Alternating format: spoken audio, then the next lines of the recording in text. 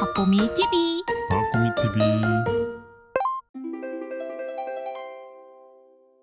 안녕하세요, 박보미입니다. 오늘은 우리 당투보 두 번째 시간입니다. 여러분들의 사연, 투자의 성공적인 사연들, 그리고 실패한 경험들도 우리가 알아두면 좋잖아요. 그래서 성공한 투자 경험, 실패한 투자 경험 모두 많이 보내달라고 제가 요청을 드렸었는데요. 세상에, 바로 두 번째 당투보 시간에는요, 엉망진창 실패담을 가지고 왔습니다. 자, 2년 동안 해본 제 1편 내용은 어땠나요? 2년 동안 정말 정석대로 자산 배분을 FM대로 이렇게 해봤을 때의 FM에다 살짝 그거 플러스였다. 본인의 추가 매수 판단이 있었지만 사실 그거 없어도 의미 있는 결과예요. 아니 근데 그거는 율리니아님께서 공부를 하셔가지고 그렇게 추가적인 선택을 하신 거니까 맞네. 그렇게 할 수 있었다는 것도 당연한 거죠. 그래서 2년 동안 정말 잘 해온 그런 예를 소개드렸다면 오늘은 2년 동안 해본 엉망진창 투자 후기에 대해서 소개를 드리겠습니다. 자, 사연의 주인공은 바로 접니다. 이 사람입니다. 자, 대략적으로 이게 언제부터 언제까지예요? 엉망진창으로 투자했을 때가 20년 7월이고요. 20년 7월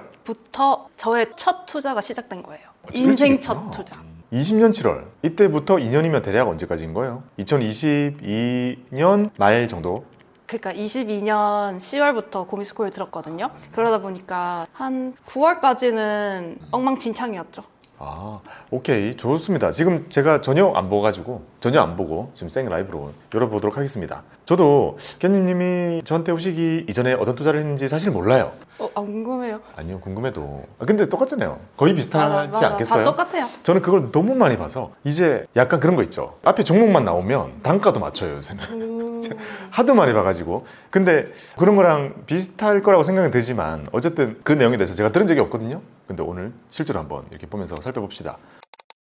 제가 고미스쿨 수강하면서 과제 같은 게 많았잖아요. 근데 그 과제를 하면서 제가 막 나름대로 기록해 놓은 게 있는 거예요. 아, 그래요? 그러니까 이제 복귀가 쉬웠죠, 저는. 아, 잠깐만. 근데 저보다 훨씬 이전에 투자했던 것들도 그때 메모를 한 거예요? 아니면 한번 날 잡아서 쫙 추적해 본 거예요? 제가 좀 기록하는 습관이 있어가지고 저렇게 엉망진창으로 투자했던 그 시절에도 다 기록을 해놨더라고요. 아, 대박이죠.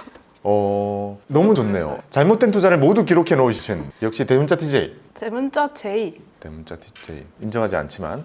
근데 저도 마찬가지예요. 저도 옛날에 부끄러운 과거가 많이 있거든요. 저 완전 지금 부끄러운데요.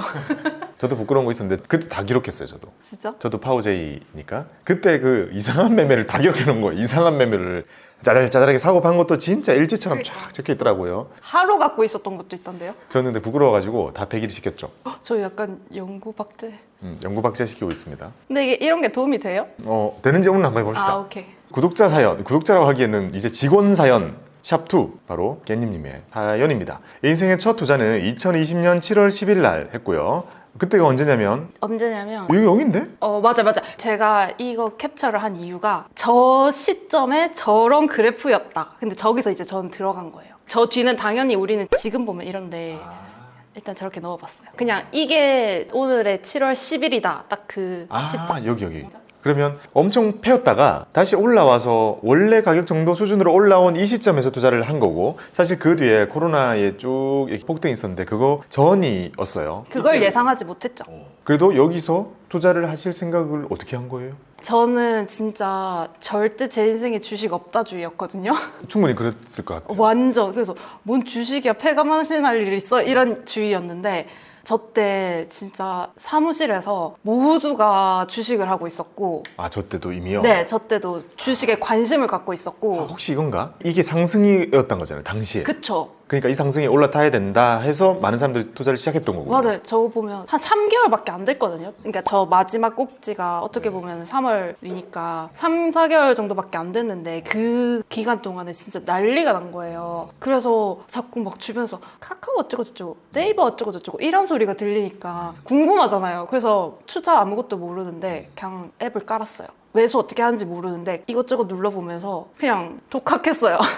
그때 고민님의 존재를 몰랐으니까. 저는 몰랐거든요. 그때는 저도 그렇게 될 줄 몰랐죠. 그리고 저는 또 카카오가 대학 수업 때 과제였기 때문에 되게 뭔가를 많이 하고 있다는 건 알고는 있었거든요. 정확히는 몰라도. 근데 그때 과제했을 때가 8만 원이었어요. 이거 계산을 어떻게 해야 되죠? 이게 액면 분할 전 가격으로 8만 원이었거든요. 그러니까 8만 원이라는 수치가 5분의 1을 해야지 지금 현재가랑 비교를 할 수 있는. 그러면 8만 원을 5로 나누면 얼마인가요? 16,000원. 그러니까 대학 다닐 때 카카오가 액면 분할 전 가격 8만 원이었는데 지금으로 따지면 16,000원 정도 된단 말이에요. 근데 그 8만 원 기준으로 말씀드릴게요. 8만 원이었던 게 제가 저때 7월에 샀던 게 30만 원대란 말이에요. 아? 그러니까 8만 원이 30만 원 된 게 저한테는 너무 놀라운 거죠. 아 8만 원 일대를 우연히 봤구나 발표하면서. 그쵸. 그때는 기업 조사를 해야 되니까 주가나 이런 걸 다 말하잖아요. 뭔진 몰라도. 네. 그때 기억이 8만 원인데 30만 원대가 되니까 카카오는 코로나 수혜주가 아닌가 싶어가지고 설레가 된 거죠. 자 여기서 이미 약간 이해가 안 되는데 예를 들면 맨날 내가 가던 마트야 8만 원짜리 계란이 있었어요. 근데 오늘 30만 원에 와 30만 원 올랐네 하면 사요? 더 오를 것 같으니까. 더 오를 것 같으니까. 그 당시에는 아무것도 몰랐거든요. 그 당시에 진짜 아무것도 모르고 모두가 주식 카카오 주식 이럴 때였어요. 그래서 많이 오른 걸 보고 놀래서 샀어요. 그 다음요? 근데 그 당시에 뭘 몰랐잖아요. 그래서 저 30만 원도 되게 왔다 갔다 많이 했단 말이에요. 왜 이렇게 많이 움직여? 왜 이렇게 변동성 심해? 플러스 갔다가 마이너스 갔다가 막 되게 당연한 거잖아요. 지금 생각하면. 근데 그 당시에는 뭐지 하면서 보면은 저렇게 하루에 이렇게 여러 번 매수를 한 거예요. 같은 날. 네. 같은 날 이렇게 매수를 하고 아무튼 되게 변동성에 불안에 떨면서도 일단은 첫 투자를 시작한 거예요. 카카오로. 하루에 저렇게 왜 나눠 샀어요? 계속 같은 가게 산 것 같은데. 하나 일단 사본 거죠. 근데 이제 여기서 가격이 변동성이 심하니까 그때는 더 심했잖아요. 그래서 가격이 또 떨어지니까 더 사보고 약간 이런 거죠. 그러고 이제 또 오르니까 저 가격 보면 더 올랐잖아요. 저건 같은 날 떨어지니까 사고 오르니까 사는 건 어떤 의미가 있는 거지? 그 당시에는 그랬던 거죠. 그 당시에는 오르네 하고 조금 더 사볼까 이랬던 거죠. 그래도 그런 거 안 했네. 밑에 호가 걸어두고 기다리다가 그날 지나가고 다음날 호가 걸어두고 기다리다가 지나가고. 그런 개념 자체가 없었어요. 그러니까 아예 저는 아무것도 모르고 일단 매수를 저는 약간 경험파라서 해보자 하거든요. 그러다 보니까 호가고 뭐고 이런 거 아무것도 모르고 매수 방법은 대충 알겠으니까 한번 해본 거죠. 되네 해서 이게 매수 방법인가 보다 이렇게 정말 엉망진창으로 투자를 시작했습니다. 근데 되게 자연스러워요. 그러고 지금에서 보면은 지금보다 낫잖아요. 저 때가. 코스피 기준으로 아까 샀던 게 어디라고?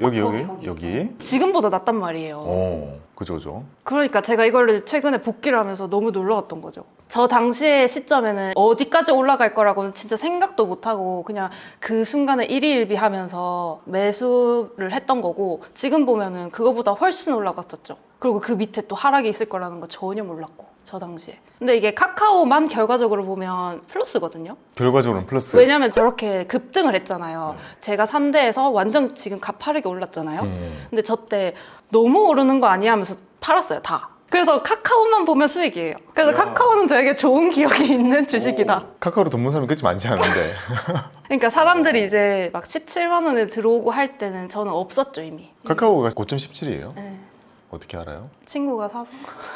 그 고점 친구. 최고점에서 딱 산 이후로 다시는 사지 않았다는. 그 이후로 조금씩 물 탔어요, 근데. 그래서 카카오만 보면 수익이긴 했어요. 근데 이게 좋았으면 엉망진창이 아니었겠죠? 와 근데 정리 되게 잘해놨다. 이날 사가지고 되게 그러니까요. 분할 매도했어요. 그러니까 저 때 저렇게 막 오르잖아요. 40 액면 분할 전 가격이거든요. 네네. 근데 아마 70까지 찍었을 거예요. 액면 분할 한다고 해서 사람들이 더 샀었거든요. 그때는 이제 저랑은 관련이 없었고 그 전에 이미 다 팔았어요. 총이 보자 8%, 11%, 17%, 28%까지 이렇게 쭉 수익을 낸 기억들이 있어요. 그럼 대략 보자 7월에 사가지고 8월 달에 많이 팔았으니까 그러니까 얼마 안 된 거죠. 불안하니까. 한 달 동안 수익이 너무 많이 나서 뭐지? 이랬던 거죠. 지금 보면 어때요? 그거 신기하지 않아요? 피터 린치가 전설이잖아요. 연 29%, 워렌 버핏 연 25%. 근데 나는 한 달에 12%. 한 달에. 그러니까 내가 투자를 이제 시작했는데 전설들보다 몇 배 높은 수익을 내가 이번 달에 거둔다면 이상한 게 맞죠. 근데 아무튼 그래서 이때 저는 무슨 생각했냐면 이게 초심자의 행운이라는 건가? 오, 약간 이 생각하긴 했어요. 되게 그거는 잘 생각했다. 뒤에 생각한 거죠. 엉망진창 투자를 하고 나서 그때는 초심자의 행운이었구나. 결과론적인. 그래가지고 대략적으로 한 100만 원 번 거네요. 95만 원을 벌었으니까. 자, 이런 기억이 첫 기억이네요. 맞아요. 이거는 되게 좋은 결과지만 저의 최종적인 그 2년간의 결과는 마이너스예요. 오, 메모 진짜 잘 해놨다. 근데 이제 저의 2년 동안의 투자 결과를 보면은 마이너스예요. 그러니까 엉망진창이었고 저 리스트를 보면 엄청나게 많이 매수를 했다는 거잖아요. 뭔지도 모르면서. 아 잠깐만. 아 근데 견님이 이런 매매를 했었어요? 아 근데 그때는 막 듣고 이게 좋다는 것 같은다면서 그냥 사고, 그리고 이때가 21년 초부터 완전 미친 듯이 올랐잖아요. 20년 하반기부터 21년 초까지는 진짜 엄청 올랐잖아요. 그쵸. 그러니까 이제 또 자신감이 생기는 거예요. 그래서 더 사도 될 것 같은 거죠. 그전에 막 한 주씩 샀다면 이제는 막 또 누가 투자는 큼직큼직하게 사야지 수익금이 크다고 그래서 뭣도 모르고 저렇게 했더니 결론적으로는 마이너스예요. 저거를 총 계산해 보니까. 투자금의 합계 금액 있나요? 투자금? 근데 이때 제가 원래 예적금만 하던 사람이었거든요. 그러다 보니까 목돈이 있긴 있었어요. 근데 투자가 그래도 막 폐가망신 이런 그 선입견 같은 걸 갖고 있었다 보니 전체는 투자를 못하고 그때 한 2천 이렇게 있었나? 그래서 맨 처음에 한 500 안팎으로 이렇게 했었던 것 같아요. 그러다가 코로나 상승기 오면서 더 태워야지 해서 다 끄집어낸 거죠. 다 끄집어 냈어요. 네, 그럼 진짜. 한 2,500 한 투자했네요? 2천쯤 되지 않았을까요? 2천, 2,500?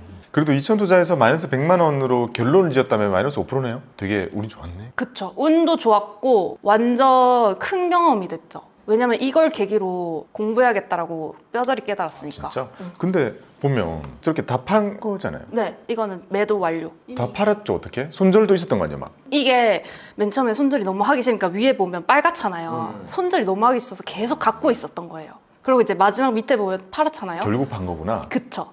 근데 이거는 판 거는 아마 수업을 들었을 때 기간이거든요. 그러다 보니까 이거를 잡고 있는 것보다 다른 거에 내가 더 투여를 하는 게 낫겠다 싶어서 팔고 딴 쪽으로 간 거예요. 그냥 판단을 한 거죠. 제 나름대로. 잘했어요. 주식을 저렇게 해보고 나서 그 다음으로 자산 배분으로 넘어온 거네요 완전히. 그쵸. 그리고 다시 주식으로 넘어갔잖아요. 지금. 그쵸. 너무 좋은 코스를 밟고 있습니다. 그러니까. 그렇게 가는 게 좋죠. 제가 그런 얘기를 하거든요. 자산 배분하기 전에 뭐 공부하고 오면 되나요? 그냥 해봐라. 주식만 했다가 잃고 오는 경험이 제일 좋다고.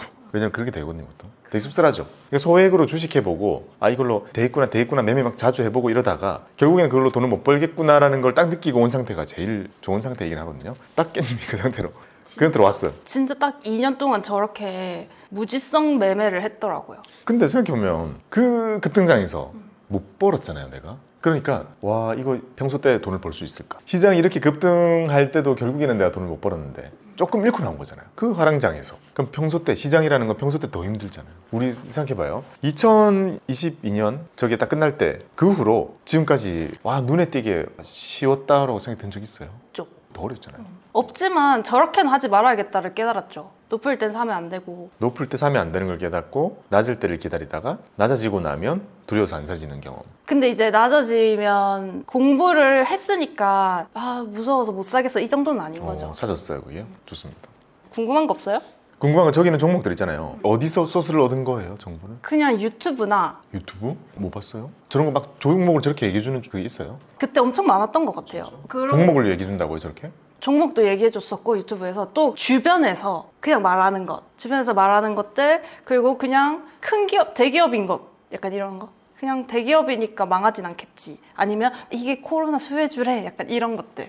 이렇게 빨간색은 수익이잖아요 어쨌든. 그래서 횟수로 보면은 좋은 기억이 많긴 하거든요. 근데 이제 금액적인 마이너스가 큰 게 엄청 크리티컬하다 보니까 결론적으로는 저렇게 하면 안 된다. 이거 지금 수치 잘 안 보이지만 그거죠. 번 거는 조금 벌었는데 이런 거 왕창이래. 맞아요. 그렇게 해서 토탈 내보니까 잃었네 하는 결과. 맞아요. 재미삼아 100만 원 넣어보면 500만 원이 돼요. 우와 주식 너무 좋은데? 하고 적금을 깨가지고 1,000만 원 넣잖아요. 500만 원이 돼요. 그게 주식이죠. 그리고 그 수익률 엄청 오른 게 있었잖아요 제가. 이거는 유튜브로 들어서 한 건 아니고 저희 집안 내에서 스마트 팩토리 얘기해서 꽂혀가지고 뭔지는 잘 모르지만 미래에 좋을 것 같아 해가지고 매수를 해놨었거든요. 근데 계속 시장이 암울하니까 안 좋았어요. 그러다가 이제 수업 들으면서 살릴 기업 버릴 기업 이거 수업 들으면서 그래 얘는 일단 갖고 가자 약간 이렇게 판단을 하고 그냥 놔뒀었는데 그 2차 전지 테마 타가지고 쭉 올라간 거거든요. 결국 스마트 팩토리 영상은 없었죠. 상관은 있었는데 올라간 이유가 2차 전지가 엄청 컸죠. 그건 없는 결과예요. 그건 없는 결과? 그 매도가 23년 12월이라서 뺐어요. 잘했네요. 그거는 살릴 선택을 한 거잖아요. 네. 근데 그거를 경험하고 느낀 건 또 뭐였냐면 올라가는 중에도 되게 이렇게 올라갔을 거 아니에요. 근데 그거를 제가 생각보다 잘 견디더라고요. 올라 있는 거 참는 게 더 힘든데? 그러니까 친구가 뭐라 그랬냐면 아 이거 30% 났어라고 말했을 때 야 그거 어떻게 참아 이러는 거예요. 근데 숫자가 몇백 단위로 이렇게 찍히잖아요, 수익률이. 근데도 이거 팔아야 되나? 라는 생각은 드는데 생각보다 가만히 놔두는 걸 좀 잘하는 편인 것 같더라고요. 근데 그때는 엄청 잘하는 기업이 아니었으니까 파는 게 맞았는데 지금은 만약에 잘 아는 기업이었으면 그냥 가지고 가는 걸 잘할 수 있겠다라는 생각을 했어요. 그래서 저보고 맨날 일일비 안 한다고 하는 거 아니에요? 그렇죠. 진짜 일일비 안 하는 스타일. 사관님은 어때요? 일일비 해요? 맨날 들어가서 봐요. 맨날 들어가서 봐요? 진짜로? 근데 많이 사놨어요? 그렇게 중요할 만큼? 아니요. 깨님은 많이 사놓고 안 봐요. 그래서 제가 답답할 정도로 안 봐가지고 걱정 안 돼요. 뭐 알아서 올라가겠죠 뭐. 좋은 기업 사놨으니까. 근데 그게 답이긴 해요. 봐도 문제 안 봐도 문제긴 한데 안 봐도 문제인 게 낫죠. 왜냐? 우리의 관심과 주식의 수익률은 반비례하기 때문에. 우리가 관심을 가져야 되는 건 기업에 대한 관심이지 주가에 대한 관심을 가지면 안 되죠. 아무튼 너무 잘했어요. 그래서 여기서 그러면 보이는 것처럼 제가 그때 봤던 수익률 500%였나요? 600? 600%? 600%짜리 수익이 났던 종목은 이때 안 나오는 이유는 안 팔았기 때문에. 1년 뒤에 팔았는데 그거를 안 팔았던 이유는 이 종목들을 제가 싹 팔아라 했잖아요. 남아있는 것들을 싹 팔아가지고 가지고 갈 것과 안 가지고 갈 것을 구별한 다음에 안 가지고 갈 거를 팔고 가지고 갈 것에다가 엎어야 된다. 그래야지 수량을 줄일 수 있고 우리가 이거를 가지고 공부를 하면서 쫓아갈 수 있는 거죠. 근데 운 좋게도 그건 정말 잘한 것 같아요. 그거보다 훨씬 올랐어요. 제가 팔고 나서도. 팔고 나서도 네, 훨씬 올랐는데 카카오랑 좀 비슷해요. 마찬가지로 카카오 훨씬 급등했지만 그 전에 팔았잖아요. 근데 이것도 훨씬 급등했지만 그 전에 판 거 제 운명인가 봐요. 그렇죠. 우리가 꼭지에서 팔 가능성은 그러니까. 없으니까 그 후로 많이 올랐죠. 그 이유는 모르겠어요. 똑같은 종목인데 누구에게는 좋은 기업, 누구에게는 슬픈 기업으로 남아있겠구나 라는 생각이 들었습니다. 그런 얘기 말씀드리고 싶어요. 생각보다 우리가 투자가 수동적이에요. 그러니까 내가 이 기업이 이런 일들이 생겨가지고 이렇게 올라갈 거야 라고 막 시나리오 그린다는 거는 보통 그대로 안 가요. 그대로 안 가요. 그러니까 예를 들어서 메타 같은 종목, 미국에 있는 메타를 사면서 페이스북이 잘 될 거야 이런 생각 말고 메타버스 잘 될 거야 라고 생각했던 사람들이 샀지만 지금 메타버스 때문에 돈 버는 거 아니잖아요. 그러니까 전혀 다른 거. AI로 돈 벌고 올라갔듯이 또 엔비디아도 마찬가지고요. 좀 더 초창기에 돌아가면 막 게임 얘기하고 지포스 얘기하고 뭐 이럴 때 이게 지금의 AI랑 연결이 되지는 않는단 말이죠. 그래서 많은 경우에 내가 생각한 대로 안 가는데 전혀 생뚱맞은 방향으로 가는데 돈을 버는 경우가 되게 많거든요. 그래서 저는 이게 시장이라는 존재 앞에서는 나는 참 작은 사람이구나. 공부를 아무리 해도 이 기업 하나의 미래조차 내가 맞출 수 없구나. 하지만 미래를 맞춰야 돈을 버는 게 아니라 어떤 식으로든 갈 수 있는, 기다리고 있는 듯한 느낌이 되는 그 주식을 고르는 것. 그게 되게 큰 도움이 된다는 거죠. 자, 그 다음은요? 다음은 이제 각성을 한 거죠. 이건 잘못됐다. 그리고 이게 색깔 구분을 해놓은 게 20년, 21년, 22년이거든요. 파란색이 얼마 없잖아요. 관심이 없었다는 거예요, 22년에는. 매수도 안 하고 매도는 그냥 이제 팔아야 되니까 판 거고. 21년은요? 가운데 이거 주황색이구나. 딱 그 심리대로 움직이죠. 부안의 동파. 코스피 지수 상관계수 하면 0.9 나오겠는데요, 이거? 그죠? 완전. 깻님의 주식에 대한 관심도는 코스피 주가 지수와 지금 상관계수 0.9를 보여주고 있습니다. 높으면 너무 좋아 관심 있고 떨어지면 무관심. 그러니까. 그런데 이제 무관심이지만 일단 제가 가지고 있잖아요, 물린 상태로. 저는 또 해결을 봐야 되는 직성이다 보니까 이거 어쩌지라는 생각을 계속 하고 있었죠. 그러다가 이제 우연히 고민님 구독자는 아니었는데 친구가 구독자였어요. 그래서 이 사람 거 봐 이러길래 뭐지 하고 들어갔는데 들어간 날 강의 홍보를 하시더라고요. 부끄럽다. 그래서 그 강의 홍보 영상을 보고 뭔가 색다른데 싶어가지고 그래도 이 사람이 누군지 모르니까 검증을 스스로 해야 되잖아요. 그래서 그날 유튜브를 한 몇 개 쫙 봤어요. 그래서 괜찮은 거예요. 그래서 바로 결제를 했죠. 어쨌든 너무 우리가 강의를 알리는 듯한 느낌을 주면 안 되지만 그래도 어쨌든 저한테 맞았다. 본인의 투자 성향을 찾아 나가는 과정에는 도움이 된 것 같아요. 딱 여기에 스쿨로 들어오기 전 그 그쵸. 날짜인 거고 그쵸. 들어오고 나서 그 다음에 어떻게 됐나요? 들어오고 나서는 이제 공부를 열심히 한 거죠. 저 보니까 한 1년 정도 수강을 했더라고요. 1년 동안? 그러니까 여러 개를 들었는데 기간으로 치면 저는 1년 정도 했더라고요. 그렇죠. 계속 커리큘럼이 많으니까 우리가. 그래서 한번 과거에 어땠지 하고 봤는데 되게 열심히 한 거예요. 이거 되게 잘했잖아요. 상도 막 타고 그 술도 받아가고 그랬잖아요. 그렇긴 한데 그거 되게 이상하게 기억하고 있는 것 같아요. 아닌데 분명히 상은 많이 타갔는데 너무 잘해서 타간 건 아니었어요. 퀴즈에 맞춰가지고 타갔죠. 그쵸? 빨라서. 순발력이 어. 있었던 거잖아.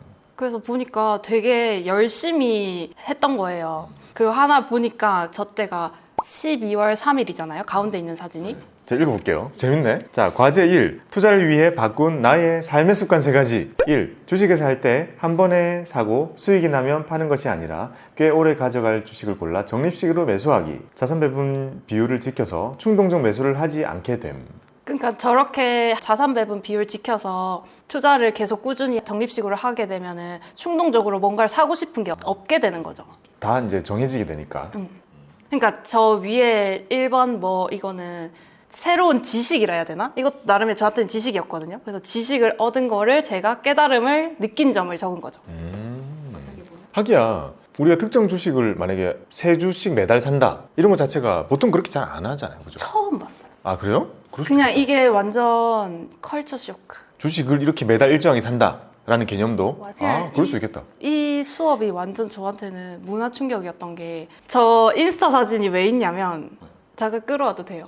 자 인스타 사진 이거 뭐죠? 이 인스타 사진이 왜 있냐면 저 날짜를 봐봐요. 날짜가 22년 10월 9일이잖아요. 10월 9일. 저게 저의 인스타 마지막 업로드 날짜거든요. 저 때 이후로 쓸데없는 소비를 싹 끊은 거예요. 싹은 아니고 거의 끊은 거예요. 저는 믿을 수가 없어요. 전 옆에 있으면 진짜 돈 안 쓰거든요. 진짜 취미가 없는 무취미 사람이거든요. 취미 있어요. 해외여행을 이렇게 다녔다고요? 퀸스타운인데? 뉴질랜드.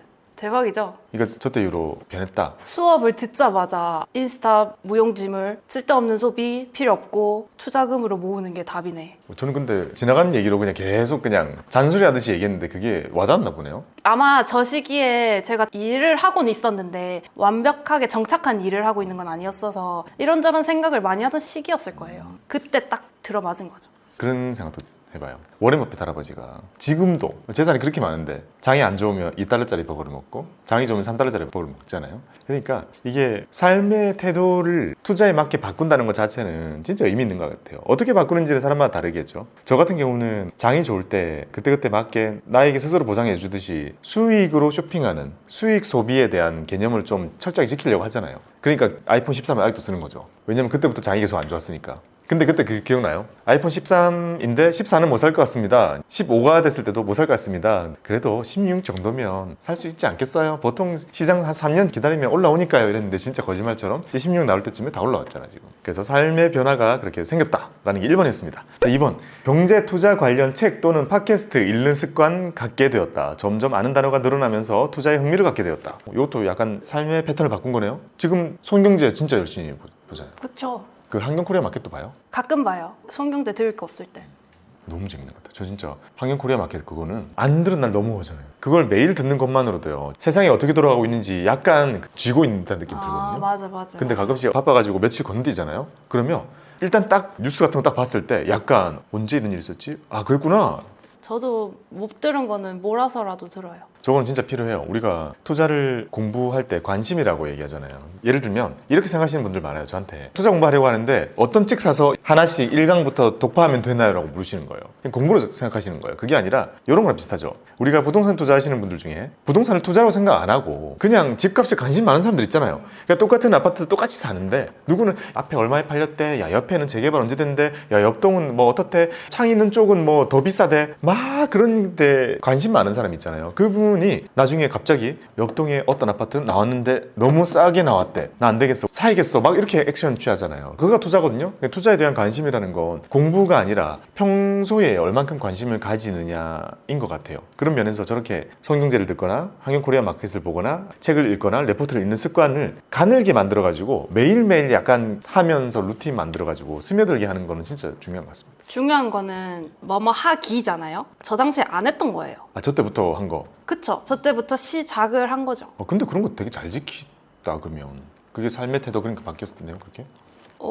초반에는 되게 적응하기 힘들었는데 하다 보니까 이제 삶의 일부 같은 느낌이죠. 서관님은요? 삶의 일부가 되었나요? 삶의 일부가 되었습니다. 매일 아침에 모닝 루틴을 봐요. 괜찮지 진짜? 않아요? 모닝 때 어떻게 하나TV 거? 한국경제. 아 한경코리아 마켓 너무 재밌죠. 그런 생각도 해요. 이게 너무 주식 방송이 아니어서 약간은 걸쳐 있잖아요. 주식 얘기도 경제. 하는데 경제 얘기가 더 많고 이래서 재밌는 것 같습니다.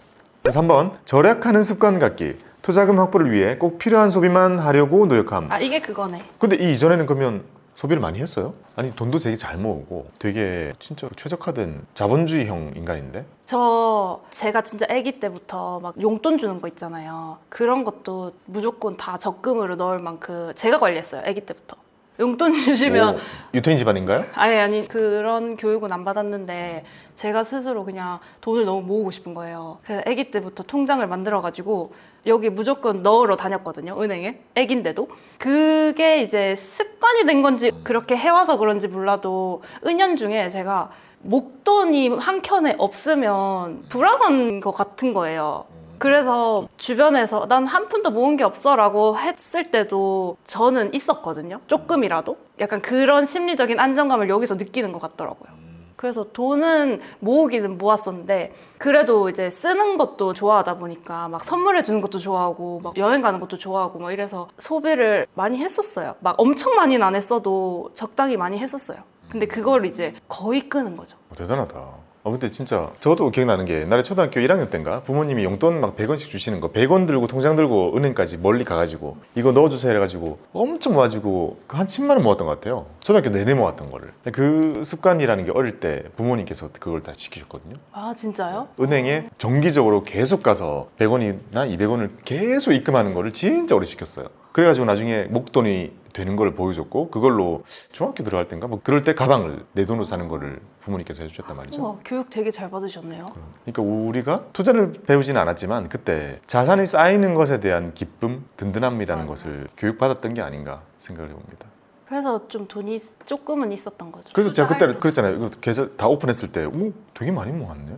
많이 모았다고 자고. 많은 게 아니라고 그러는데 저는 많이 보잖아요. 많은 거예요. 잘하고 있어요. 지금은 잘하고 있는 걸 알죠. 그렇죠. 근데 되게 모범 케이스다. 잘 바뀐. 이건 뭐예요? 아 저거는 이제 또 새로운 수업을 들었을 때 또 새로운 마음가짐이라서 비슷한 내용이에요. 읽을까요? 아 진짜? 이거는 인사말인데요. 약간 여러분 안녕 이런 느낌. 안녕. 이런 걸 올렸었어요? 안녕하세요. 코로나 주식 붐 이후에 올바른 자산 관리에 관심이 생겨서 작년부터 고민스쿨을 통해서 열심히 공부 중인 1인입니다. 알고 보니 깻님이었군요. 작년에 중급반 수준인지도 모르고 진짜 아무것도 모를 때 들어서 살짝 헤매긴 했는데 열심히 듣고 과제하고 복습하면서 어느 정도 감을 잡았어요. 기초가 부족하다고 느껴가지고 기초를 좀 더 탄탄히 하기 위해서 생초보 수업도 따로 듣게 되었습니다. 돈 관리에 조금이라도 관심을 보이는 사람이 있으면 미친듯이 강조하며 추천해 주었고 있을 정도로 너무너무 만족스럽습니다. 오, 칭찬을 여기서 했네? 와 진짜 저 여기 들었을 때는 고민스쿨 뭐 어땠어요? 뭐 좋은 거죠 뭐 그랬는데 작년 수업 때 어찌어찌 잘 따라가긴 했지만 아무것도 모르고 들은 거라서 지금까지 투자한 것 중 이대로 괜찮은 건가? 어느 시점에서 바꿔야 한다 그랬는데 뭐였더라? 라는 의문이 들더라고요. 그래서 어느 정도 기초를 다진 상태에서 지금 중급반 강의를 재수강하면서 8개월간의 자산 배분 투자를 보완하고 스스로 판단이 가능한 수준까지 나아가 보려고 합니다. 아, 좀 몰랐어요. 그러면 중급반을 먼저 듣고 초급반을 듣고 다시 중급반 들은 거네요? 그쵸. 아, 그래서 고였구나. 계속 그래서 뭔가를 들을 거구나. 잘했어요. 근데 저라는 사람한테는 이런 게 맞아요. 그러니까 끝까지 알아야 되는 거죠 저는. 몰랐네. 아 이게 중급반, 초급반, 다시 중급반 했다는 거 몰랐어요. 꽤나 진심이었죠? 의외예요? 전혀 티를 안 내가지고 그냥 그런 거 있죠. 원래 검소했던 원래 모으기 잘하는 사람인 것처럼 이렇게 어느새 와가지고. 아니에요. 저기 뭐 어디 또 보면은 터닝 포인트였다 뭐 이런 것도 있어요. 아 근데 의미 있는 것 같습니다. 이 당투보의 취지에 맞는. 아 그래요? 왜냐 많은 사람들이 자산 배분 투자라는 거 또는 가치 투자라는 거 제가 두 가지를 주로 말씀드리잖아요. 근데 이 두 개 중에 본인에게 맞는 게 있을 수 있는데 그 두 개를 전혀 경험하지 못하고 이런 게 있다는 것도 전혀 모른 채로 그냥 단순히 지금도 뭔가 테마를 타는 것들을 계속 쫓아 사다 보면 안 된단 말이죠. 그러면 당연히 주식을 포기하게 되죠. 결국 미국 주식밖에 답이 없다라는 결론으로 도달하게 되는데 사실 그거 말고 이런 것도 있다는 걸 좀 말씀드리고 싶은 게 제가 좀 답답한 부분이 있거든요. 그 과제를 하면서 막 책 읽기 많이 시켰잖아요. 책 읽기, 영상 보기 뭐 이런 거 시켰을 때 투자 일기도 과제로 나왔던가? 기억은 안 나는데 그런 거를 하면서 제가 또 열심히 또 썼더라고요. 제가 보면서 다시 읽는데 나 되게 깨달은 게 많았구나를 느꼈어요. 그러니까 그게 쌓여서 지금의 제가 있는 거겠죠. 오, 훌륭합니다. 여기 보면 앙드레 코스트라네 선생님께서 투자에서 얻는 수익이라는 고통의 결과이다. 그 제가 그랬잖아요. 즐거우면 돈 못 버는 거라고. 뭔가 주식 투자하는데 즐겁다? 이러면 약간 걱정이 돼요. 그러니까 이거 너무 물려서 신경 쓰이고 답답하고 뭔가 그런 고통이 있다는 게 더 일반적인 거거든요. 그다음 월가 용에서 좋은 주식이라도 나쁜 시점에 나쁜 가격으로 매수하면 커다란 손실을 본다. 딱 저죠? 이렇게 오랫동안 와, 진짜 1년 동안 수강을 하면서 많이 바뀌었습니다. 자, 그 다음에 이거는 이제 그 후에 10개월 동안 자산 배분을 해본 것의 결과 멤버 되게 잘했다. 잘 안 보이긴 한데 네. 볼 게 있어요, 근데? 지금 일단 여기다 봤을 때 채권 되게 많이 샀고, 왜냐면 적립식 매수니까 매번 다르잖아요. 그렇죠. 채권은 그렇게 됩니다. 매달 좀 다른 걸 사는 경우가 많아가지고 채권 되게 많이 샀고, 밑에 보면 금, 달러, 그리고 배당주 많이 샀네요. 배당주도 저 당시에 뭘 사야 될지 잘 몰라가지고 진짜 저 완전 금융의 문맹이었어가지고 판단이 그렇게 바로바로 서진 않아서 아마 한 개 사라고 한 거를 한 두세 개 이렇게 샀을 거예요. 그래도 뭐 아리랑 고배당 이런 거 샀겠죠. 그쵸. 그리고 국내 주식, 해외 주식 등등, 그리고 현금 흐름 들어온 것들, 그리고 자산의 증감. 이빨 빠진 건 뭐죠? 아, 저게 뭐냐면 10월부터 수업을 들었잖아요. 이제 10, 11, 12를 듣고 나서 두 달은 열심히 했죠. 수업을 듣고 나서 해야 되니까. 근데 이제 수업이 끝났잖아요. 끝나고 나니까 조금 사람이 또 나태해지는 거죠. 그래서 한 달을 투자를 쉬었어요. 이빨 빠져 있네. 이거 웃긴다. 그리고 이제 또 한 달을 쉬었지만 이게 맞는 것 같아라는 걸 깨달은 상태니까 해야 된다는 걸 다시 각성해서 다시 시작을 했는데 아마 그 시작하고 나서 뭐 수업이 열렸을 거예요. 그때 이제 수업을 들으니까 계속 이어서 하는 거죠. 마지막 두 번이 쭉 올라갔네요. 이거는 돈을 많이 넣은 거예요? 그 달에 수익이 많이 난 거예요? 수익이 엄청 많이 난 거. 이때? 저게 그거예요. 되게 잘 걸려가지고 수익 많이 본 거. 보면은 일정해요. 들어간 돈은. 자산 배분에는 165만 원, 연금에는 5만 원. 5만 원? 아니 연금에 꾸준히 넣으라길래 있네요. 그래 네. 5만 원이라도 넣자. 잘했어요. 이거 할 말 있어요. 결과를 올리라는 거예요. 그래서 결과를 올리고 부족한 부분이 뭐지라고 그때 막 썼었어요. 그러면서 이거는 이제 보완이 된 것 같고 이거는 부족한 것 같아 라면서 막 이렇게 썼단 말이에요. 안 해주더라고요. 피드백을. 해줄 줄 알았는데. 제가? 스스로 느끼는 게 중요한 거죠. 그래서 저렇게 제가 그냥 한번 결론을 지어본 거예요. 결론 짓고 부족한 부분은 파란색으로 적고 막 이런 걸 거예요. 막. 스스로 하면서 느꼈던 것들을 적어놨습니다. 느낀 점 적어주신 거 읽어볼게요. 야, 채권, 금, 외화, 구분이 되게 잘 돼 있네. 바로 앞에 율리니아님처럼 우리 구독자분들이 아마 이런 메모 취향이 다 있으신가 봐요. 저랑 비슷하잖아요, 다. 채권, 개별 채권 매수는 초반에는 어려웠지만 이제는 거의 어려움이 없다. 하기 한두 번만 어렵지 그 다음부터 기계적으로 해도 되죠. 장기 국채는 금리 관련해서는 헷갈리는 게 있었는데 이거는 진짜 헷갈리는 분들 많죠. 처음에는 금리랑 이거 반대로 왜 움직이는 거지? 이번 수업 때 궁금한 점이 다 해소가 되었다. 근데 이번엔 장기 국채를 사려고 하다 보니까 솔 국고채 10년짜리는 매수하기가 애매해서 어떻게 해야 하나 싶다. 저 때는 제가 30년짜리는 거의 얘기 안 했어요. 제가. 맞아. 왜냐면 아직 강간무소식이다 이랬죠. 지금은 제가 30년짜리 얘기 많이 하잖아요. 항상 이렇게 말해도 남지가 않으니까 그렇긴 한데 이제는 30년짜리 사도 되죠. 금리 움직이는 거 봐요.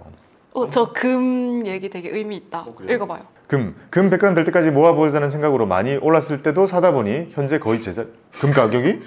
이때는? 7만 원대였는데. 그때 왔다 갔다 했나 보네요. 금을 계속 사 모으고 있는데 금 평단이 거의 제자리라는 사람을 진짜 오랜만에 봤네요. 갖고 있죠, 금. 갖고 있어요. 지금 수익률 되게 많이 올랐겠네요. 그쵸. 근데 얼마 안 샀으니까.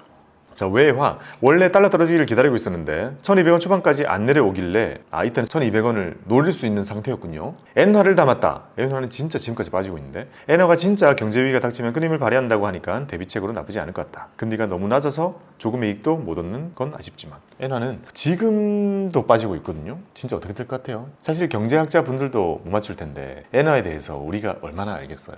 이 투자를 다양하게 하는 사람들은 환율에 대해서는 맞추기 더 어렵잖아요. 지금 상황도 되게 예전에 힘을 발휘하던 그 상황과 되게 달라가지고 어떻게 맞아요. 될지 모른대요. 달러의 위상도 그때랑 많이 다르다고 하잖아요. 그러니까 이게 참 지나고 보면 그때 왜 그렇게 생각을 했나라고 생각이 들 수도 있고 또는 지나고 나면 그때 이후로 바뀐 거였구나. 결국 알 수가 없습니다. 맞출 수 없어요. 매크로 쪽은 맞출 수 없기 때문에 어떻게 해야 되나요? 대응의 영역이죠. 대응의 영역. 예를 들어 지금 금 10만 원 넘잖아요. 그럼 누군가 금값 떨어지면 살까요? 그거 답변 어떻게 해요? 금값이 떨어질지 오를지 그런 거 맞출 수가 없어요. 그러니까 어떻게 해야 돼요? 떨어지든지 오르든지 매달 1g씩 사든지 매달 1g 사든지 공식을 정해야 되는 거죠. 맞추는 것보다 중요한 건 내가 가격과 상관없이 해야 될 명확한 루틴이 있느냐가 더 중요합니다. 자, 배당주. 예전에 대학 수업 때 과제했던 곳이 미국의 통신사여서 반가운 마음에 버라이즌을 샀는데 통신사 전망을 잘 모르겠어서 코카콜라로 갈아타려고 한다. 결국 뭐 샀어요? 둘 다 갖고 있었더라고요. 둘 다? 버라이즌은 많이 빠지고 맞아요. 그래서 버라이즌 많이 떨어졌을 때 버라이즌에 물 타고 싶은 거예요. 왜냐면 수업을 들었을 때니까. 물을 많이 탔었던데요? 그 후로는 어떻게 됐을까요? 궁금했는데 볼까요? 호라이즌이 최근 한 3년 켜보면 될까요? 저기 2023년 여기쯤이니까 거의 똔똔이네요. 배당 받는 것만 의미가 있었고, 통신사 주식들은 근데 이게 가까이서 보면 또 클 수 있어요. 1년으로 보면 이게 낮은 거는 거의 뭐 30불 조금 이상,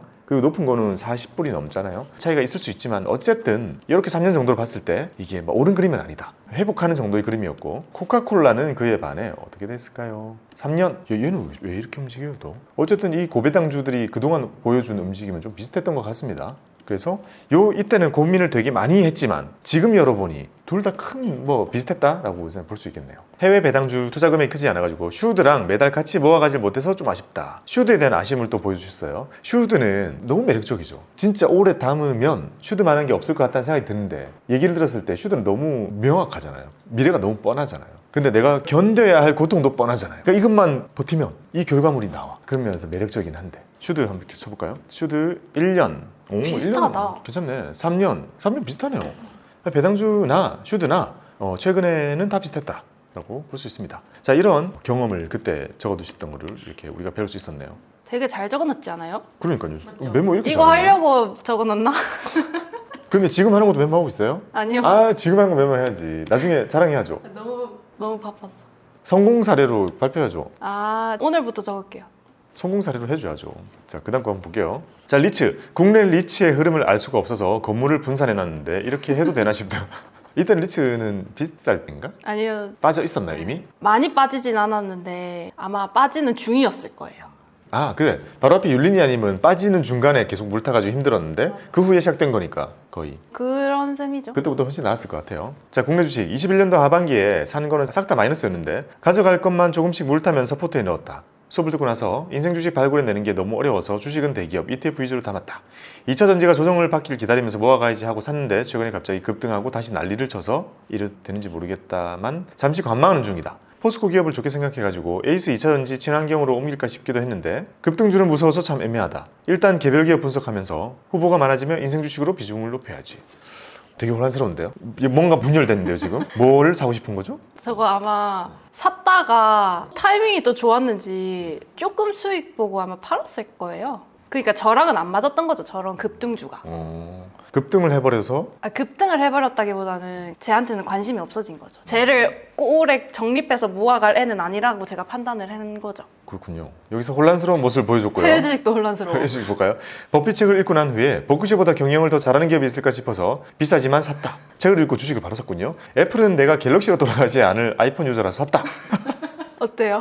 너무 본능적으로 주식을 사는 거 아니에요? 비중 어차피 작은데 뭐. 해외 애플 유저들, 나랑 내 친구들, 고3 사촌동생 친구들 반응만 봐도 아이폰의 브랜드 파워는 막강한 것 같아서 아직까지는 든든하다. 이렇게 사도 되는가 모르겠지만 일단 내가 생각하는 전망은 긍정적이기 때문에. 맞아요. 근데 저 그런 얘기 많이 하잖아요. 해외 주식 투자할 때는 이것만 보고 사도 되지 않나요? 애플 사는데 더 많이 그렇게 공부를 해야 될 필요가 있나? 지금 AI가 중요하잖아요. 애플을 바라볼 때도 AI가 중요한데 애플의 AI에 대해서 그렇게 우리가 공학적으로 접근하고 비교하고 제미나이랑 비교하고 챗GPT랑 비교하고 여기에 들어가는 기술들을 비교하고 하는 게 당연히 하면 좋겠지만, 그러니까 하면 좋은 거는 맞아요. 그런 거 있잖아요. 하면 좋은 거랑 안 하면 큰일 나는 거랑 구분을 해야 되거든요. 그게 안 하면 큰일 나는 건가? 라는 생각이 드는 거죠. 자, 애플의 AI 기술에 대해서 모른다고 주식을 사면 안 되는지 그렇게 얘기하는 사람들 너무 많아서 그래요. 야, 애플 사는데 공부도 안 하고 그렇게 사면 어떻게 AI에 대해서 공부해야지. 저는 그렇게 생각 안 해요. 저는 삼성전자도 항상 그렇게 얘기해요.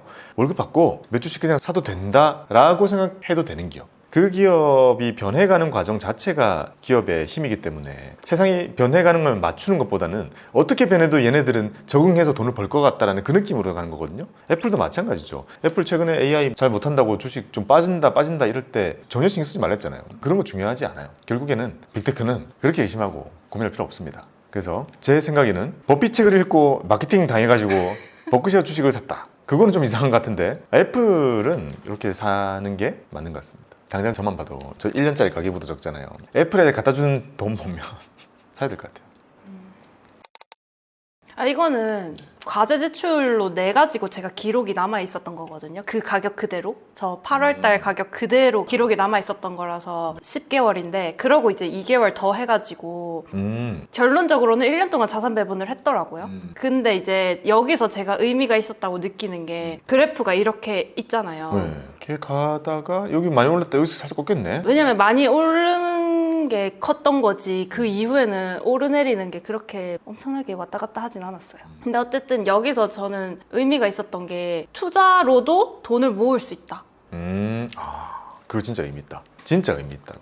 그러니까 이 멘트를 친구들한테 해주고 싶었던 거예요. 투자를 안 하는 친구들한테. 저 그런 얘기 많이 물어보잖아요. 얼마 모으고 투자 시작해야 되나요? 제가 꼭 모으고 투자해야 되나요? 그러니까 저는 한켠에 목돈이 있어서 거기서 뽑아가지고 투자를 하긴 했어요. 왜냐면 제 상황에서 165면 크잖아요. 진짜 큰 거죠. 그쵸. 근데 그게 가능했던 이유는 제가 목돈이 있었기 때문에 거기서 뽑아서 연습을 해본 거였어요. 근데 그 연습을 한 1년 정도 해보니까 괜찮네가 된 거죠. 2023년 9월쯤에 어떤 일이 있었죠? 왜 이렇게 안 좋았을까? 근데 원래 저 하반기에는 원래 안 좋다면서요. 그런 경우가 많았죠. 2023년이면 9, 10, 11 다 안 좋다가 12월 달에만 바짝 올라간 날이구나. 이때 확 올라가겠군요. 그래요. 예측할 수 있는 건 없어요. 저 때 미국 망한다고 했을 때잖아요. 아, 그래요? 미국 망한다. 부채 한도 협상 안 된다고 막 그럴 때네요. 되게 의미 있는 그래프지 않아요? 네. 의미 있습니다. 왜냐 봐봐요. 여기가 꺾이는 게 이게 꺾이는 게 아니라 여기가 유난히 높은 거니까 나의 자산이 계속 우상향 되어가는 그 그림이 중요한 거죠. 이 뒤에는 다시 또 올라가는 그림이 있을 거고 어쨌든 내가 돈을 부어서 올라가는 것도 있지만 거기에 투자라는 게 부스트가 붙어가지고 더 가파르게 올라가는 것 그리고 시간이 더 지나게 됐을 때는 이제 목돈이 목돈화 되어가면서 얘가 차곡차곡 불어나는 내가 부어서 커지는 게 아니라 지가 저절로 불어나는 그 느낌을 느끼게 하기 위해서 만든 게 이 그림이거든요. 맞아요. 저 6월부터 8월까지가 어떤 종목이 되게 급등을 해가지고 저렇게 훅 오른 거거든요. 근데 이게 저는 운이 좋아서 저런 거지만 투자를 길게 저런 식으로 하다 보면은 그런 날이 언젠가는 올 거 아니에요. 계속 나오는 그러니까. 현상이죠. 경험을 토대로 얘기해 주니까 되게 와닿네요. 이게 되게 의미가 있는 게 제가 이런 거를 뭔가 느낀 게 좀 더 과거잖아요. 그래가지고 생각이 잘 안 나기도 해요. 그냥 당연한. 근데 그런 당시의 경험이나 기억을 좀 떠올리게 해주네요. 자, 느낀 점. 이것도 혹시 카페에 남겼던 글이에요? 그쵸. 읽어볼게요. 뭣도 모르고 주식시장에 뛰어들었다가 이건 아니다 싶은데 고민스쿨을 만나? 너무 오늘 영상이 너무 고민스쿨 홍보 같아가지고 아닌데. 아, 그쵸. 아, 근데 이게 저한테는 이런 과정이 맞았다는 거예요. 누군가에게도 이런 과정이 맞을 수 있잖아요. 맞아요.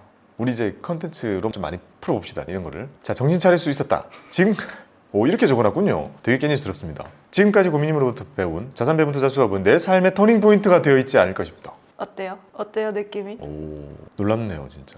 이런 표현을 했었어요. 본격적인 자산 배분 투자는 작년 11월부터 했지만 한 달 빼먹어가지고 10개월간의 자산 배분 투자에 대한 기록이다. 복리의 마법을 기대하기는 아직 터무니없이 짧은 기간이지만 그동안 투자를 하면서 시장이 어떻든 간에 안정감을 느낄 수 있었던 점이 너무 좋았다. 그렇죠. 결국에 이게 목표죠. 이렇게 하는 이유죠. 자산 배분 투자를 누군가한테 얘기를 했을 때 야, 그건 돈 많은 사람이 하는 거야 라는 진짜 그게 가장 많은 그 피드백이거든요.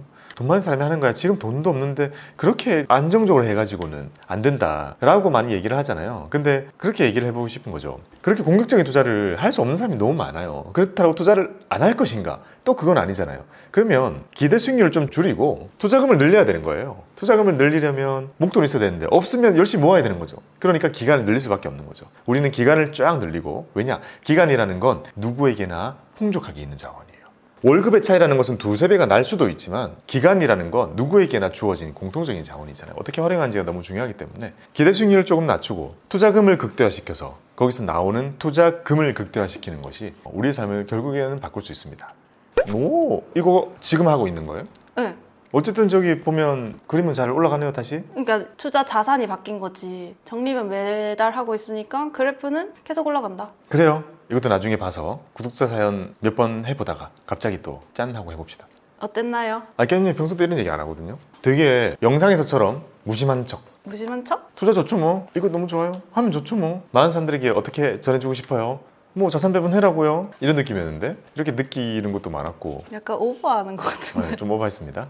아마 많은 분들이 자산 배분 투자라는 게 개인이 할 수 있는 툴이라는 거나 이런 거는 사실 없었잖아요. 제가 억지로 만든 것들이어가지고 이게 허술하기도 하고 이론적 근거도 부족하기도 하고 뭐 백테스팅 하는 것도 정확하지 않기도 하고 되게 허술한 부분이 되게 많아요. 하지만 그런 얘기가 있잖아요. 확실하게 틀리는 것보다는 대충 맞는 게 낫다고. 이렇게 해가지고 우리의 노후가 슬퍼질 것인가 탄탄해질 것인가에 대해서 탄탄해질 확률이 너무 높기 때문에 저는 계속 이렇게 말씀을 드리는 거죠. 그리고 이게 재밌게 즐기다 보면 자연스럽게 더 열심히 하게 될 거라는 거죠. 그래서 많은 분들이 이렇게 깨님처럼 주식 투자만으로 답을 못 찾으시거나 혼란스러우시거나 그런 어려움을 겪고 계시다면 자산 배분은 언제든지 관심 많이 가져주시면 좋을 것 같고요. 그리고 나도 이런 경험을 가지고 있고 비슷하더라도 또 소개를 해주시고 싶으신 분들이 있으시다면 이 영상 아래 당투보 신청 링크를 통해 가지고요 많이 신청해 주시면 감사하겠습니다. 컨텐츠의 확장과 이 흥행을 위해서 다시 한번 그렇게 부탁을 드려봤습니다. 마지막 한마디? 한마디? 진짜 한마디로 투자합시다. 투자합시다. 그거 말고 두 마디. 일단은 어차피 모두가 돈을 모아는 갈 거잖아요. 그러다 보니까 돈을 모아가는 방법 중에 예적금만 있다는 게 아니라는 걸 많은 분들이 알았으면 좋겠고, 만약에 본인의 성향이 보수적이라면 보수적으로도 투자할 수 있는 방법은 무엇이든 있으니까 예적금만 하더라도 투자로 넘어오는 거 충분히 괜찮다라는 말씀을 드리고 싶습니다. 오늘 살아있는 그런 생생한 기록들을 다시 보면서 느끼는 것도 많았고, 그리고 이렇게 소개를 드리는 그런 영상을 찍어봤습니다. 당투보 많이 신청을 해주시고요. 다음 시간에 또 구독자의 사연을 가지고 돌아오도록 하겠습니다. 감사합니다. 성공 투자하세요. 박보미 TV. 박고미 TV